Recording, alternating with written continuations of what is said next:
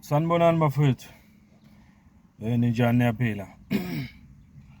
Sithembe niyaphila bafowethu. Mfowethu Mkhonza nibingelelayo. Thank you so much for being here supporting my channel. Ngiyabonga kakhulu. Ngicela ukwamukela lonke ama-new subscribers ku-YouTube nama-new followers ku-TikTok.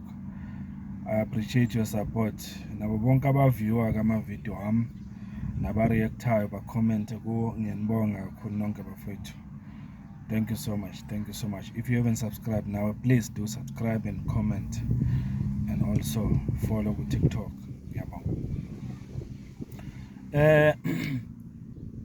Abantu abaningi abangakaze bayibone yenzeka ngokoqobo phambi kwabo i-apartheid. Ngicabanga ukuthi manje uPaul O'Sullivan uyababonisa ukuthi apartheid ngesikhathi samabhunu esaphethe lelizwe yayenzeka ngayiphi indlela.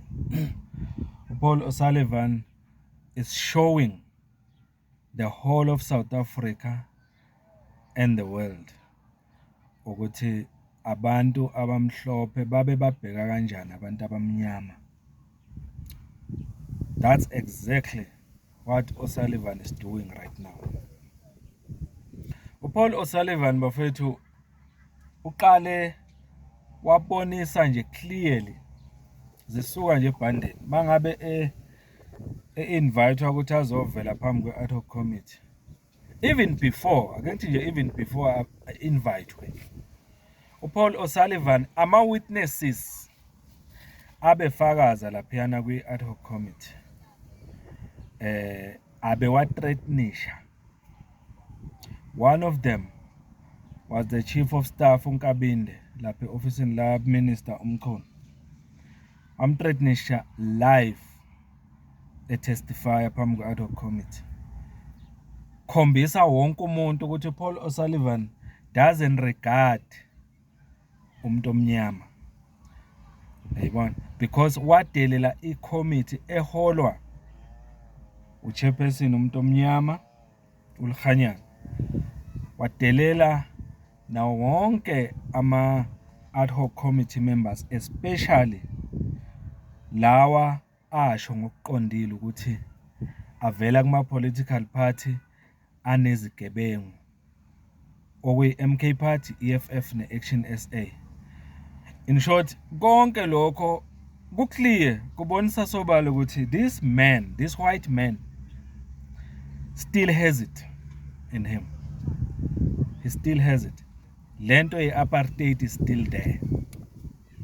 And uyibonisa kahle ukuthi yayenziwa kanjani ngalesa sikhathi. And ubonisa kahle ukuthi ayikaphela.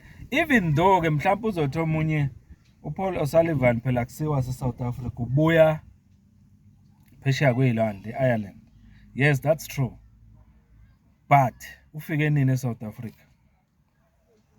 He arrived here in the early 80s. Dala. Abaningi bethu bengakazalwa nokuzalwa has been here.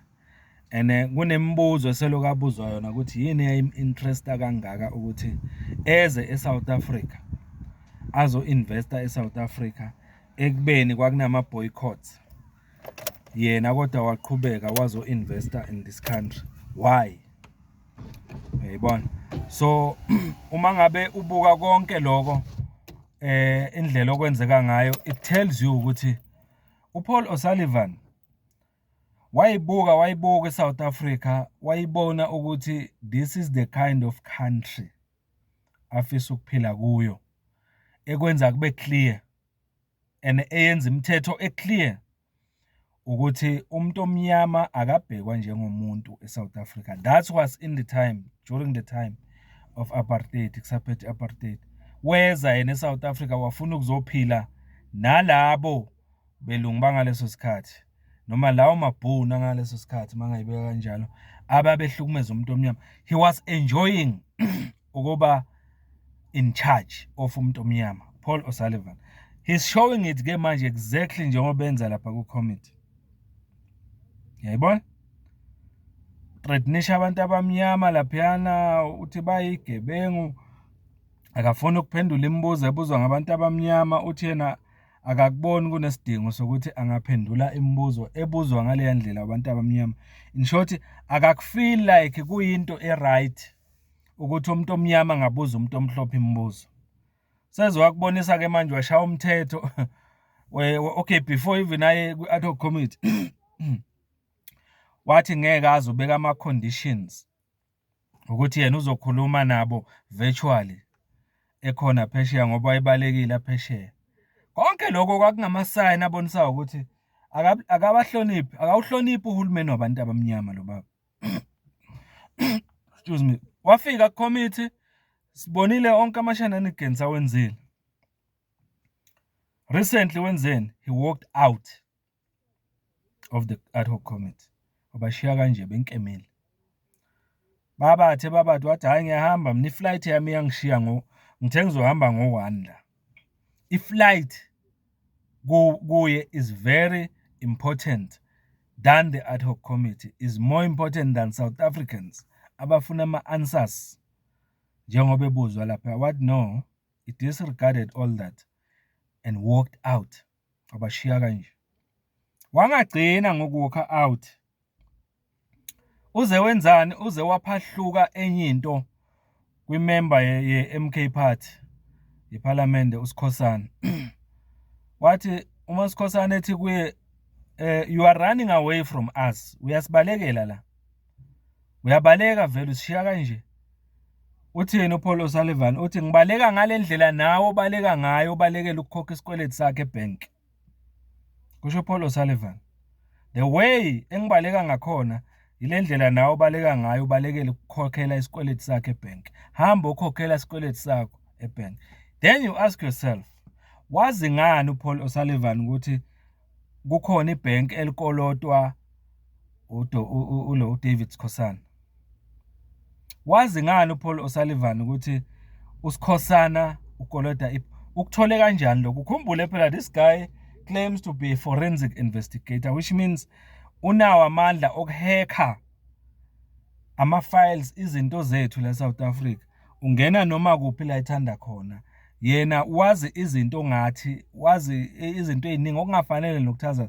Ulithola phi lonke lelo gunya? Makuwukuthi ngempela ukwenzile lokho ukuthi angene ebank kuma-account aSikhosana athole konke lokho akusho ukuthi ukweleta ibank and all that. Uyakubona yini lokho ukuthi ukubonisa ukucwasa umuntu omnyama ngendlela enza ngayo? Aphinde angangeni nje kuphela, angaheki nje kuphela, abese phinde uyakupublicize akuvezele wonke umuntu ukuthi uSikhosana ukolota ibank akayokhokhela isikoloto. Ibizwani leyo nto le bafethu? Lo Paul O'Sullivan lona bafethu owaqeqesha even upresident wethu osiphethe njengamanje eSouth Africa ngomlomo wakhe. Uthi waqeqesha our own president uRamaphosa. Who is this guy empeleni? Kodwa ke bengekho lapho, bengilapha ekutheni, if you were not there during apartheid, the movie is playing out now in South Africa. Phambi kwe-ad hoc committee, Paul O'Sullivan, he's making it live. Wenza abanye bayiphile, bayibone ukuthi biphilwa kanjani impilo ye-apartheid eSouth Africa ngalesa sikhathi, ene bebe enjoya kanjani abamhlophe ukuyiphila le mpilo. This is exactly what Paul O'Sullivan is doing right now phambi kwe-ad hoc committee. This is all I wanted to say here. Let's comment and say something about Paul O'Sullivan, especially about the part where he talks about isikoloto sika Sikhosana ebank. Kuthini ukuphawula kwakho ngalokho? Lokuphuma nje kwakhe ayishiye kanje i-ad hoc committee, akhulume kanje ngabantu abamnyama and all that, athi bayigebengu ngeke aphendule kubo. Konke lokhu nje ake sikhulume nithini ngoPaul O'Sullivan ngama-recent remarks wakhe akhulumile ku-ad hoc committee nendlela abehave ngayo. Ngiyabonga kakhulu. If you haven't subscribed, please do subscribe now and support this channel. Mfoka Mkhonzalo, thank you so much.